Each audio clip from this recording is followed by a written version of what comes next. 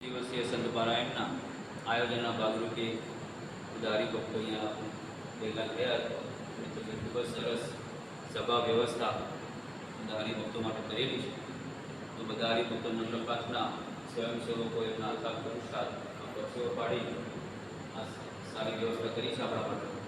આપણે ફક્ત અહીં બેસીને સત્સંગ સભાનો કથા વાર્તાનો લાભ લેવાનો છે. તો આપણે અવશ્ય પધારીએ અને કથા વાર્તાનો લાભ લઈએ. પરમ ભગવદીય ગોવિંદભાઈ મફતલાલ હીરદાસ પટેલ એમના તરફથી બધું આયોજન કરવામાં આવેલું છે. આપણા સંપૂર્ણ સૌજન્ય છે. તો આપણે બધાને એમનો ઉત્સાહ ખૂબ રહેલો છે કે મારા ગામની અંદર સત્સંગ થાય, બધા હરિભક્તો સુખિયા થાય. જેવા સુખિયા થયા છે તો બધા હરિભક્તો સુખિયા થાય એના માટે બધું સુંદર આયોજન કરેલું છે સંત પારાયણનું. તો આપણે બધા અવશ્ય પધારી સંત પારાયણનો લાભ લઈએ. આવતીકાલે મંગળવારે રાત્રે 8 વાગે પધારીએ સંત પારાયણનો લાભ લઈએ. આવા 3 દિવસે પારાયણનો આપણને લાભ પ્રાપ્ત થવાનો છે. તો આપણે એવો સહકુટુંબ, આડોશી પાડોશી, મિત્રો, સગા સંબંધી સાથે લાભ લઈએ. જય સ્વામિનારાયણ. શ્રી સ્વામિનારાયણ ભગવાનની જય. આવતીકાલે જોણંગ ગામમાં 3 દિવસીય સંત પારાયણ શરૂ થઈ રહ્યું છે. આપણા આ ક્ષેત્રના વિદ્વાન વક્તા સંત પૂજ્ય ઋષિચિંતન સ્વામી અને પૂજ્ય આદર્શ સ્વરૂપ સ્વામી આપણને સંત પારાયણમાં કથા વાર્તાનો અદ્ભુત લાભ આપી રહ્યા છે.